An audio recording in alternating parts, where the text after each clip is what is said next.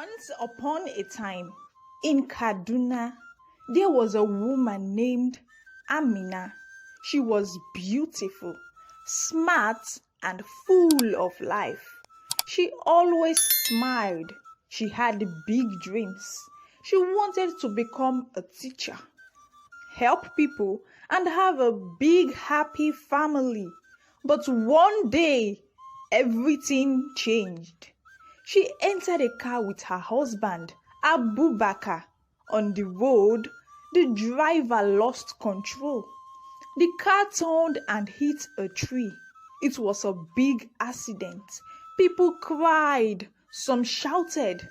Amina's legs got badly hurt. She could no longer walk. The doctor said she would use a wheelchair forever. At first, Amina thought Abubakar would stay, but 3 days later, he packed his bag. "Where are you going?" Amina asked. Abubakar looked at her and said, "I can't live like this. I'm not ready to push wheelchair every day." Amina's eyes were full of tears. "You promised to love me forever," she said. Abubakar didn't answer. He walked away and never came back. Amina waited for family and friends. Nobody came. Her mother sent only dry words on the phone. Her cousins blocked her number. Even her pastor stopped picking her calls. Neighbors avoided her. Some whispered behind her back, "She's useless now. She can't walk. What can she do again? Her life is finished." Amina sat alone every day. She watched people pass from her window.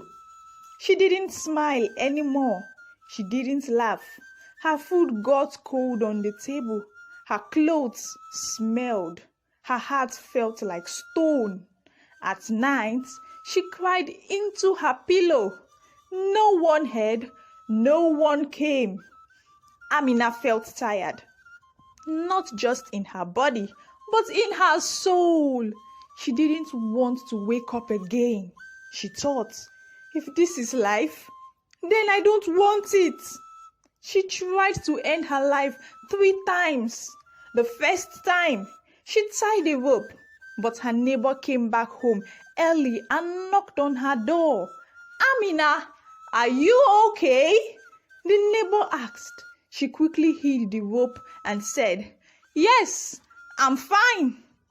The second time, she drank something bitter, but before it worked, her uncle mistakenly came to visit. He smelled it and forced her to spit it out. The third time, she tried to jump from her chair. That same day, a church group came to her street to sing. They stopped by her window and said, "God loves you." She cried again and gave up, but the pain inside her didn't stop. One evening, she called her only friend, Azizat.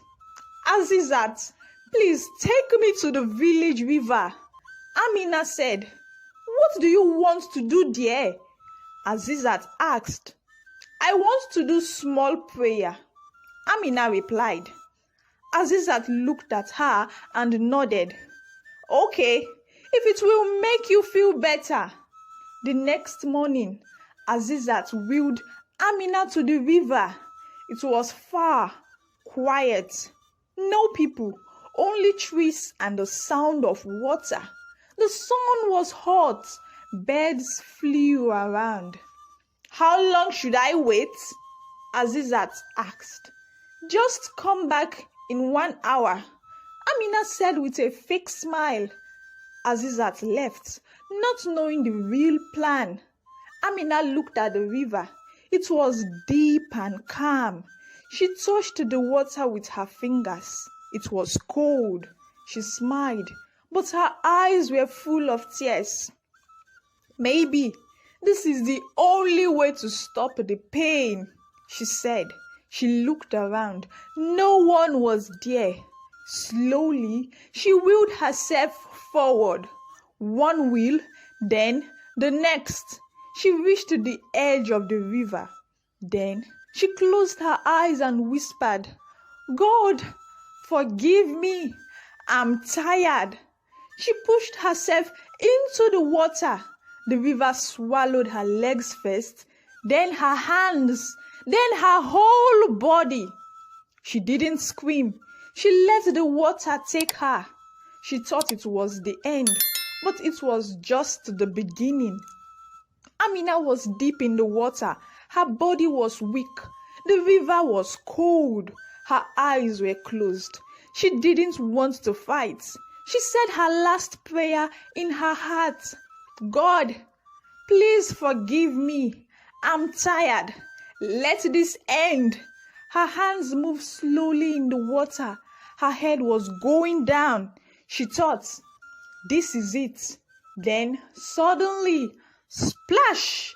A strong sound broke the quiet river. Someone jumped inside. It was Mohammed, a young man from a small village nearby. He came that morning to fish for his sick mother. He had a small hook, a basket, and a bottle of water. But before he started fishing, he heard a strange sound.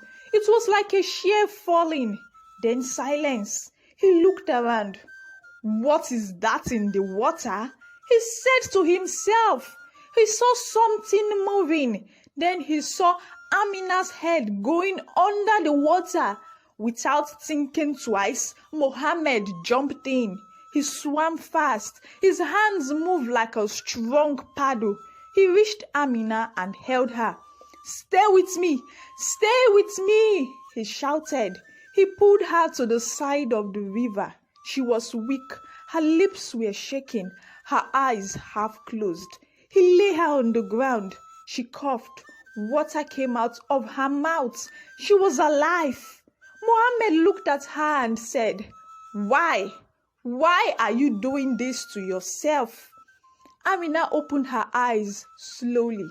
She was cold and tired. Mohammed took off his shirt and covered her legs. "I don't even know your name, but you want to die like this?" he asked.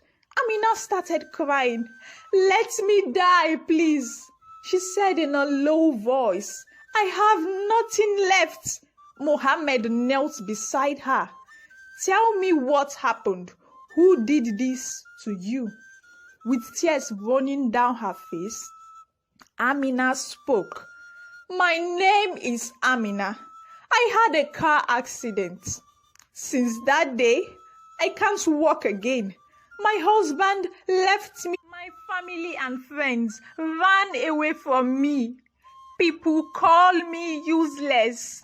Even my religious leader stopped picking my calls. I cry every night. Nobody cares." Mohammed was quiet. He looked at her face. Then he said softly, "But I care." Amina looked at him with weak eyes. "Why would you care? You don't even know me." Mohammed stood up. "I don't need to know you before I help you. God brought me here today for a reason." He carried her in his arms. Her clothes were wet. His hands were shaking. "Where is your house?" he asked. Amina pointed with her hand. "By the small yellow gate near the mango tree."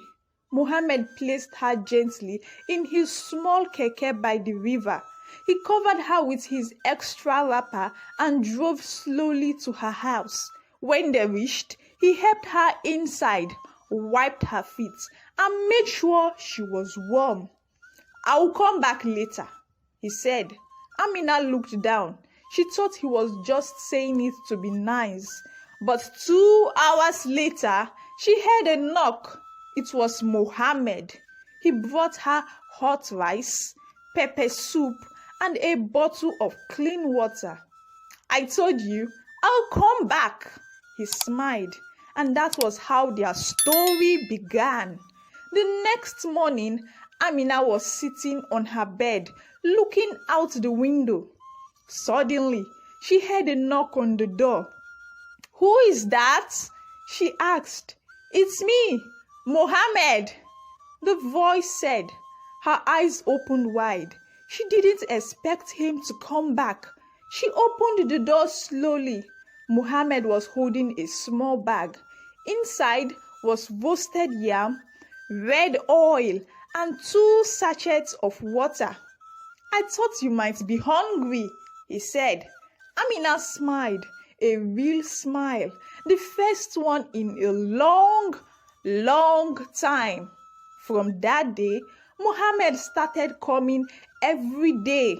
He helped her sweep the room. He washed her clothes. He carried her water from the tap. He even combed her hair one day when her hands were tired. One day, she laughed so hard. She started crying again. "Why are you crying now?" Mohammed asked. "I forgot what it feels like to laugh," Amina said. People in the streets started talking. "That fisherman is wasting his time," one woman said. "She can't give him anything. She's just a burden," another man added. Amina heard them. It made her feel sad again. But Mohammed was not listening to the noise. One evening, Amina looked at him and asked, "Why are you still coming?" Mohammed looked at her straight in the eye. "Because I care," he said.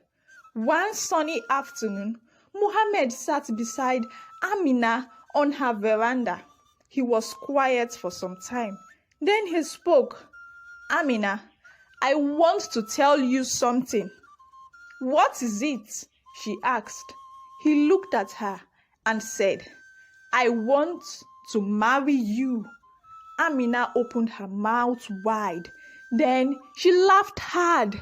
"Me? You want to marry me?" she asked, still laughing. "Yes," he replied, "but I cannot walk. I cannot even stand to cook for you." Mohammed took her hand gently.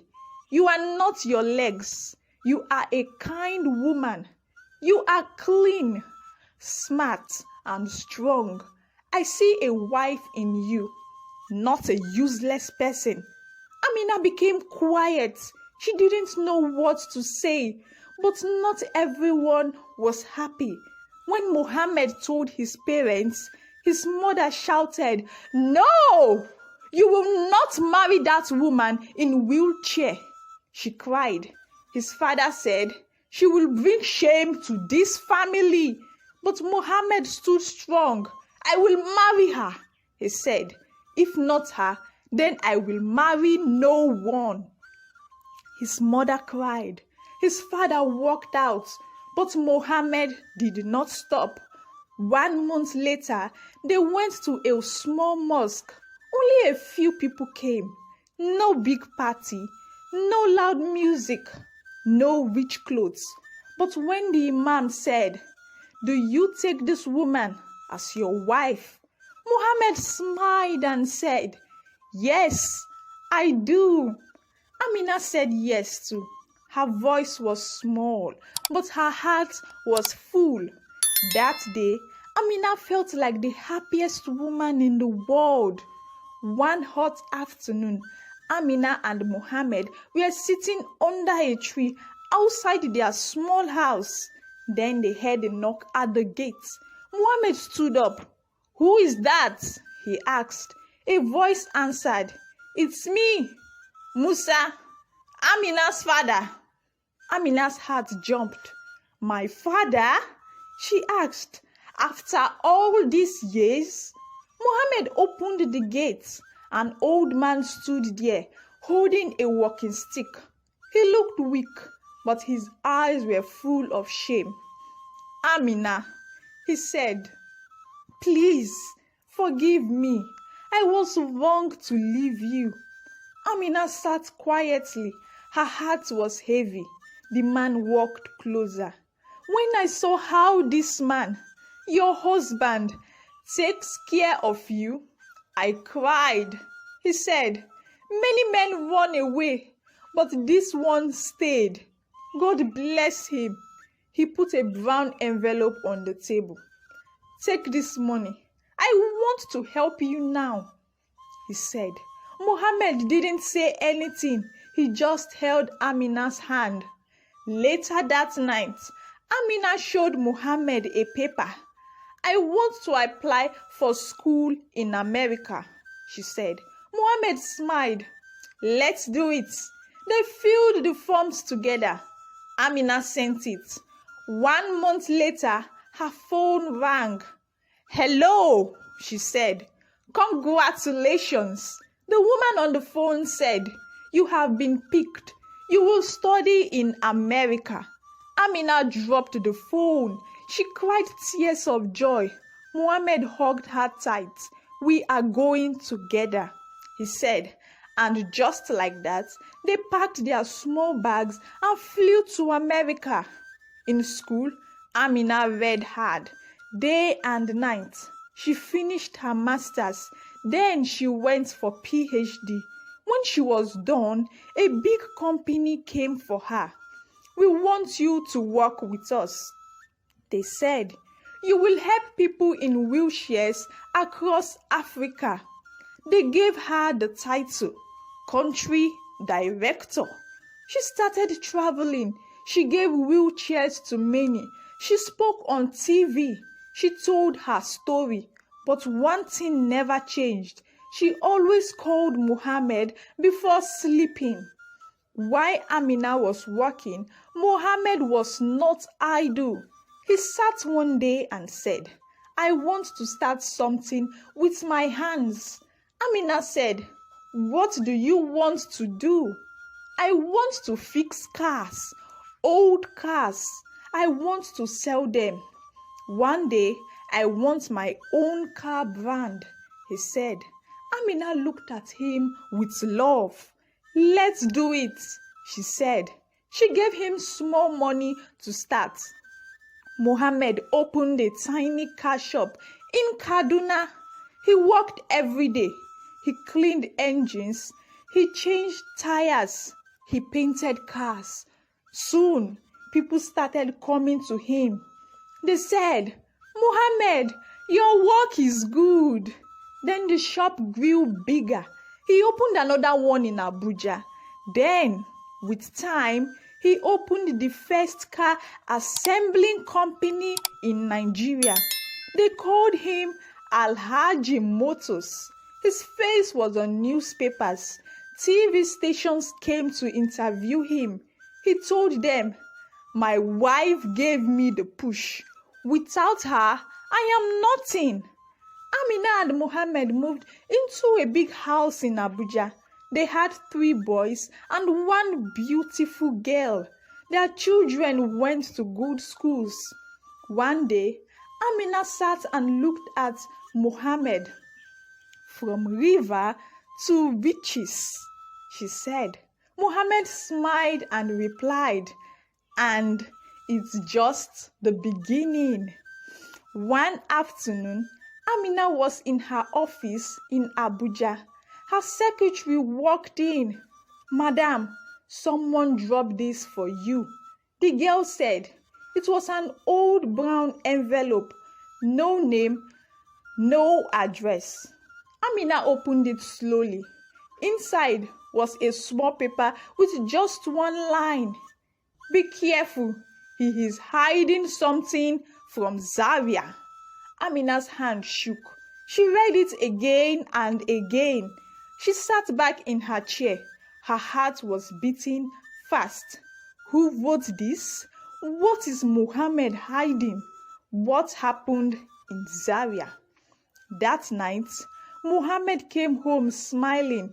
He held Suya in one hand and Zainab's school bag in the other. Daddy, I got first in class, Zainab shouted. Mohammed lifted her. That's my doctor, he laughed. Amina sat quietly, watching him. He looked so happy, so peaceful.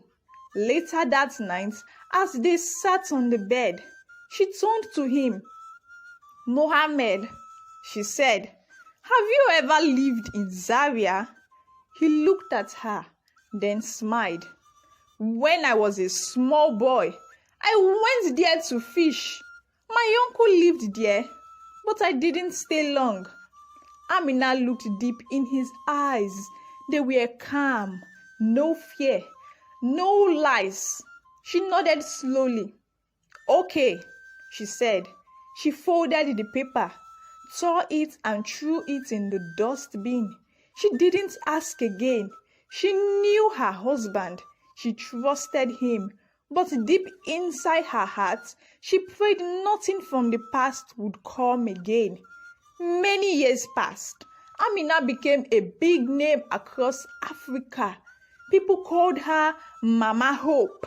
She built schools, hospitals, and wheelchair centers in Nigeria, Ghana, and Kenya. Everywhere she went, people stood to clap. But anytime someone asked her how it started, she would say, "It started with one man who refused to leave me." Muhammad also became great. His car company grew in many cities. He gave jobs to boys who had no parents. He built a car school for people who could not walk. He became a helper to many. But no matter how rich or busy he became, he never forgot Amina. He still brought her tea in bed. He still wheeled her to the garden. He still put small flowers on her pillow every Friday morning. Their 4 children made them proud. Kabiru, their first son, became a pilot in America. Mustafa, their second son, became a top lawyer in New York. Suleiman, their third son, was a smart computer man who made apps to help people. Zainab, their only daughter, became a kind doctor for children who could not walk or talk. People said, "These children are stars." Amina and Mohammed only smiled and said, "We started from a river. Look at us now." One cool evening, they sat in front of their big house in Abuja. The sun was going down. Amina looked at her husband and said, "Thank you for pulling me out of the river." Muhammad held her hand. "If I had to do it again," he said, "I will still choose you." Just then, a small white car stopped in front of their gate. A boy came out with a brown envelope. He walked slowly to the door. He looked left, then right, and then knocked. What do you think is in that envelope? Is the past coming back to haunt Muhammad and Amina? Will the secret from Zaria change everything they've built together? Don't miss the next part of this incredible story. Subscribe now and stay tuned to find out what happens next.